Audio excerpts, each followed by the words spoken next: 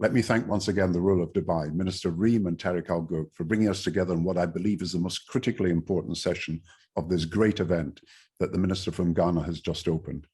As has been said so eloquently, we're at a critical turning point. We now know the scale of the damage that has been inflicted by the pandemic.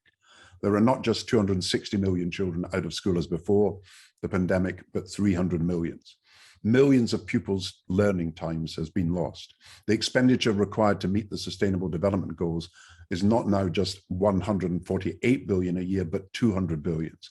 And yet 2/3 of countries are cutting their education budgets, and aid is being cut by 2 billion.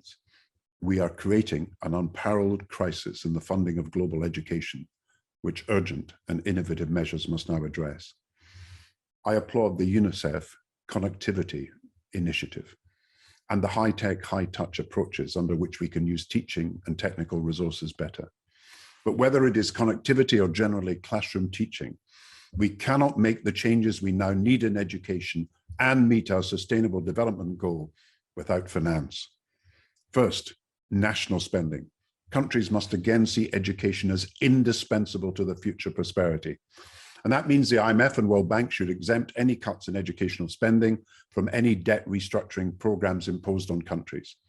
And instead of 70% of countries failing to meet the recommended benchmark for education spending as a share of their economy, we should declare worldwide a new golden rule that from now on, educational spending will be treated in budgetary arithmetic, not as current expenditure, but as an investment, the investment it really is.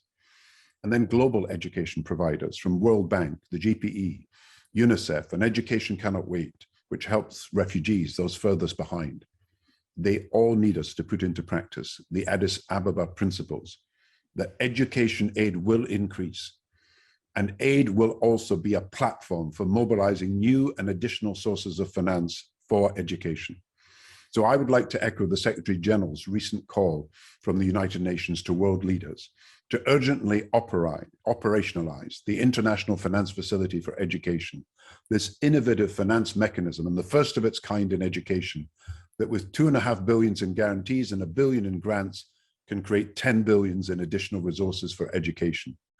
I call on the countries that stand to benefit, from Kenya and Nigeria to Pakistan and Tanzania, to tell us that with IFID, millions more children could be learning at school. I invite the UAE and all public and private donors to join the United Kingdom and the Netherlands as founding donors so that we can launch this powerful engine to create new resources for global educational change at the United Nations Transforming Education Summit in September. This is a message of hope that education is the best investment we can ever make. Let us shout from the rooftops of Dubai our call for finance to achieve our dream that we will indeed be the first generation in history where every boy and every girl is at school, and that instead of developing some of the potential of some young people in some countries, we will indeed provide the finance to develop all of the potential of all young people in all countries. Thank you very much.